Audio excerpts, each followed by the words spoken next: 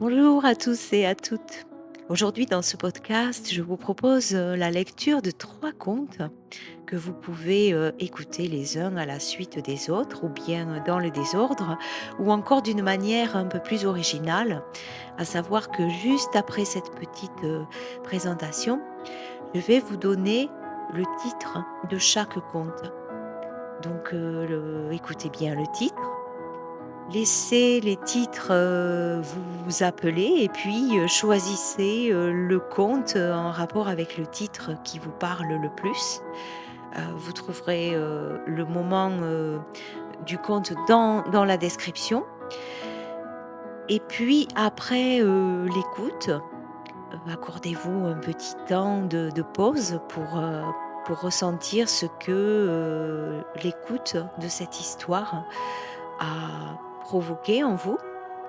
Vous pouvez partager, si vous le souhaitez, votre expérience dans les commentaires. Mmh, voilà, donc je vous donne les titres. Le premier conte s'appelle «Le poisson qui voulait retrouver son océan». Le titre du deuxième conte est «La porteuse d'eau»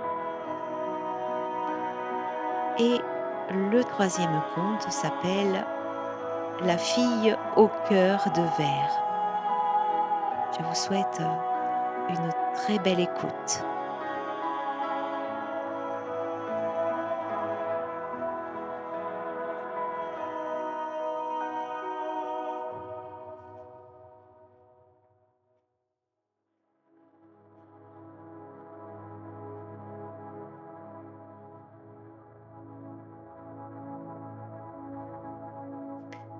On raconte qu'un jour, dans l'immensité de l'océan, se trouvaient des milliers de poissons aux couleurs plus belles les unes que les autres. Ils vivaient tous en harmonie dans les eaux profondes et tranquilles.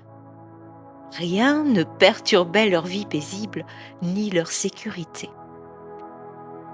Jusqu'au jour où une vague immense par un soir de tempête les projeta aux 4 coins de l'océan.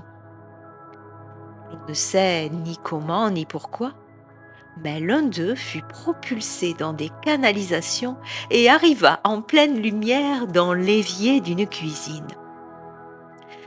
Par chance, il fut sauvé et placé dans un grand bassin avec d'autres poissons qui l'accueillirent avec beaucoup de joie. «Bienvenue dans notre monde», lui dirent-ils en nageant allègrement autour de lui. Mais quel était donc ce monde? Un grand bassin, soit, mais si petit comparé à l'océan d'où il venait. Où était le bien-être, la sécurité et la plénitude qu'il partageait avec ses amis avant cette tempête qui lui avait tout pris? Les autres poissons du bassin semblaient être heureux. Ils avaient organisé leur vie selon une routine qui n'existait pas dans l'océan. «Je n'appartiens pas à leur monde, je ne suis pas d'ici», se disait le petit poisson. Et il se sentait différent, incompris et toujours en décalage. Le temps passa et le petit poisson s'isola dans un coin du bassin, nostalgique d'un ailleurs qu'il souhaitait retrouver. Mais cela n'était pas possible.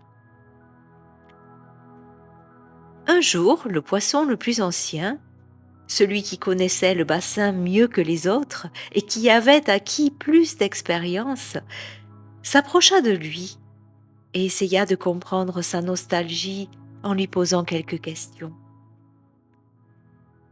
Comme beaucoup de temps s'était écoulé depuis son arrivée dans le bassin, le petit poisson ne se souvenait plus de l'océan d'où il venait, mais il expliqua au vieux poisson qu'il ne trouvait pas sa place parmi les autres et qu'il n'avait plus qu'une envie, celle de rejoindre l'immensité de l'océan.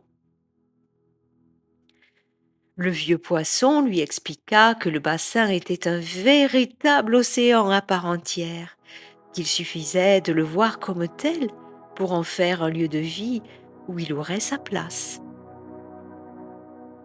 Ces paroles ne suffirent pas à convaincre le petit poisson, qui s'isola de plus en plus malgré les attentions et la bienveillance des autres autour de lui. Un jour où c'était devenu trop difficile, il donna un grand coup de queue accompagné d'un mouvement ample de ses nageoires et sauta hors du bassin avant d'atterrir sur le sol. Autant en finir avec cette vie qui n'avait aucun sens et qui était devenue trop hostile. À ce moment précis, un homme qui passait devant le bassin ramassa le petit poisson et le remit dans l'eau. Les autres l'entourèrent de leurs soins les plus bienveillants, tandis que certains commencèrent à le secouer sans ménagement. Que croyais-tu? Que tu pourrais fuir comme ça, sans nous dire au revoir, sans avoir appris à te reconnaître en nous? Le petit poisson ne comprenait pas le sens de leurs paroles. Alors le vieux poisson s'approcha de lui et lui dit: Réfléchis donc un peu. Que crois-tu que nous faisons ici dans ce bassin avec toi? As-tu au moins goûté à la saveur de l'eau qui nous entoure?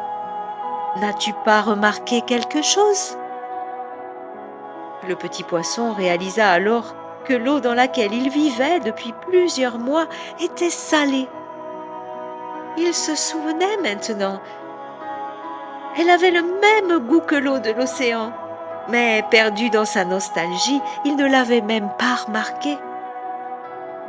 Tu vois, nous venons tous du même endroit, continua le vieux poisson, et dans quelque temps, nous retrouverons tous l'océan, car le bassin dans lequel nous nous trouvons est une réserve naturelle pour nous protéger. Et lorsque nous serons suffisamment nombreux, nous serons relâchés. Au fur et à mesure qu'il parlait, le petit poisson ouvrait tout grand ses yeux d'un air surpris qui fit rire les autres. Et oui, il venait de comprendre que pour retourner dans son océan, il devait avant tout apprendre la joie de vivre auprès des siens qui, comme lui, attendaient le grand retour. Il y avait tant de choses à faire dans ce bassin, tant de liens à tisser avec les uns et les autres. Il y avait juste une place à prendre parmi ses congénères qui lui ressemblaient en tout point. Il savait que de sa joie de vivre et de sa cohésion avec les autres dépendait son retour dans l'unité de l'océan.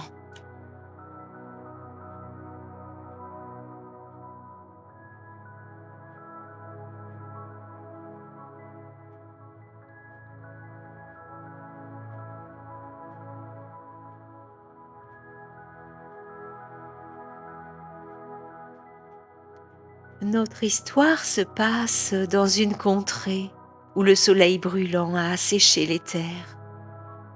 Une jeune fille vient de chercher de l'eau au village voisin et la transporte dans une grande cruche placée sur son épaule. Le chemin est long, elle est très fatiguée, mais les autres comptent sur elle pour amener l'eau au village. Elle est fière d'elle, car on lui dit toujours qu'elle est forte, robuste, courageuse. Elle peut tout supporter en somme. Dans son village, elle aide tout le monde, écoute les problèmes de tous et réconforte chaque personne avec beaucoup de bienveillance. Et oui, elle sait mieux que quiconque sa raison d'être dans ce monde, sa mission, comme elle dit, aider les autres. Aussi, elle demande très peu pour elle, non pas parce qu'elle n'ose pas, mais parce qu'elle sait qu'elle est forte, robuste et courageuse. En fait, elle est juste là pour les autres. Elle marche donc sous le soleil de plomb, épuisée, des douleurs dans les jambes, les bras, le dos. Elle a très soif. Et si elle prenait un peu d'eau de la cruche?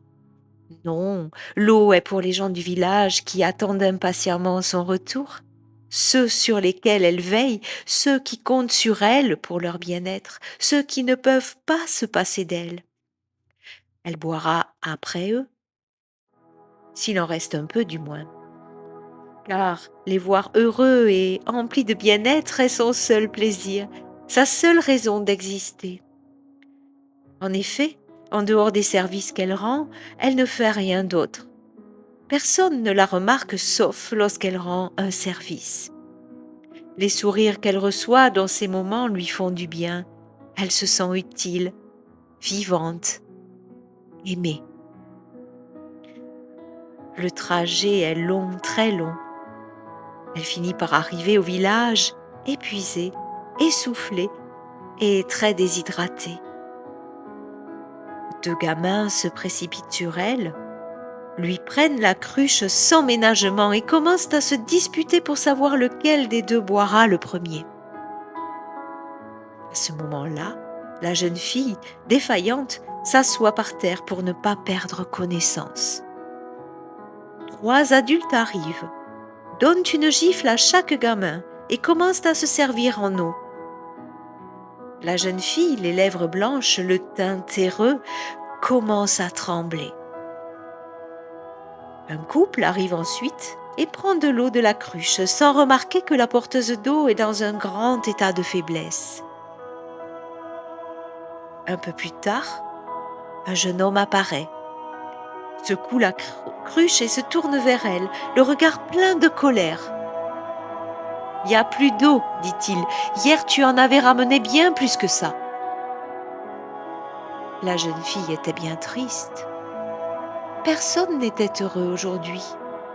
Les uns se disputaient, les autres les tapaient, un autre encore était en colère.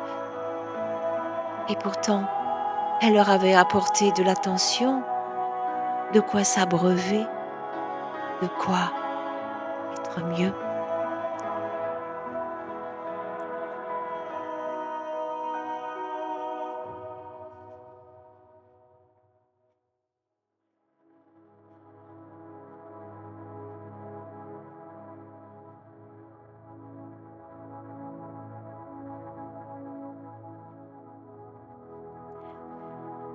Il était une fois une jolie princesse qui s'appelait Lucie. Elle vivait avec son père, le roi, dans un grand château. Une malédiction s'était abattue sur elle à l'âge de 7 ans. En effet, elle s'était réveillée un matin avec un cœur de verre.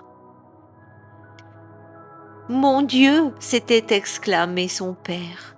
« Pourquoi un tel malheur pour ma chère petite fille ? Son cœur est devenu si fragile. Je dois la protéger et pour cela l'isoler du monde, car si elle tombait amoureuse d'un homme qui lui brise le cœur, je ne me le pardonnerai jamais. » Il avait expliqué à Lucie qu'elle pouvait mourir à tout moment et qu'elle devrait donc passer le restant de ses jours enfermée au château, loin des villageois, coupée de toute visite.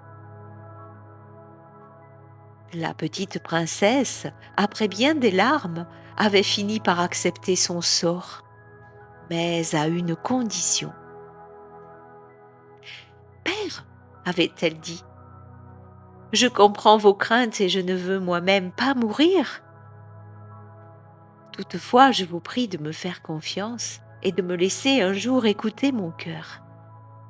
Celui qu'il choisira ne pourra le briser, puisque je saurai reconnaître en lui mon prince. » Le roi avait accepté pour soulager le destin de sa fille. Lucie devint une magnifique jeune femme, et le jour de son 20e anniversaire, elle demanda à son père d'organiser une fête au château. Elle avait envie de danser, de rire, de voir du monde, comme toutes les jeunes filles de son âge. Le roi accepta, mais désigna le bossu du village comme chaperon. Il veillerait sur sa fille toute la journée et s'appliquerait à éloigner d'elle chaque prétendant. Lucie se moquait gentiment du roi et lui répétait « Père, je ne compte pas mourir. Il y a des années que j'ai renoncé à l'amour, c'est bien trop dangereux et j'en suis parfaitement consciente. N'allez pas imposer à ce pauvre bossu de me surveiller alors qu'il pourrait s'amuser avec nous. Une fois de plus, le père céda et reconnut que sa fille était bien raisonnable. La fête était magnifique et Lucie avait beaucoup de prétendants, mais elle savait les repousser gracieusement, se défendant tout sentiment à leur égard. Car c'était une question de vie ou de mort. Le soir arriva très vite, les derniers convives venaient de partir. Lucie était fière d'elle, elle avait été très attirée par certains, mais avait su protéger son cœur. Tandis qu'elle s'apprêtait à regagner sa chambre pour la nuit, quelqu'un frappa à la grande porte d'entrée. « Lucie, veux-tu ouvrir, je te prie ?» demanda son père de l'étage. Il s'agissait d'un voyageur qui cherchait refuge pour la nuit. Elle ne distinguait pas ses traits dans la pénombre. Elle appela son père qui accepta d'offrir l'hospitalité à l'étranger. Lorsque la jeune fille découvrit son visage à la lueur des bougies, son cœur s'emballa dans sa poitrine et tout son corps se tendit vers lui. Elle était amoureuse. Le roi s'en aperçut et fut pris de panique. Le voyageur était en effet un beau jeune homme, mais que fallait-il faire ? L'étranger semblait aussi subjugué par la beauté de la princesse. Le lendemain matin, le roi offrit un déjeuner majestueux au jeune homme et lui demanda s'il avait l'intention de rester. Lucie attendait sa réponse, le cœur battant. « J'aimerais bien, car, en toute franchise, votre fille me plaît beaucoup. »« Êtes-vous un honnête homme ?» demanda le père inquiet. « Oui, monsieur, et pour vous prouver ma bonne foi, je renonce à ma vie de bohème pour rester ici, près de votre fille que j'aime. » Le roi s'adressa à Lucie. « Et toi, ma fille, es-tu certaine d'aimer cet homme pour de bon, sans risque pour ton cœur ?»« Oui, père. » Tout était parfait. Le roi était rassuré et les amoureux comblés. Ils vécurent heureux plusieurs années. Un matin, le roi se leva, inquiet. Quelque chose n'allait pas. Il réalisa soudain que toutes les affaires du voyageur avaient disparu, ainsi que son cheval. « Mon Dieu !» s'exclama-t-il, « il est parti. Ma fille, ma fille !» Il se précipita dans la chambre de Lucie. Elle gisait sur son lit, le cœur brisé en 1000 morceaux. Chacun reconnaît l'être qui séjournera dans son cœur, mais nul ne sait s'il est un voyageur dans l'âme.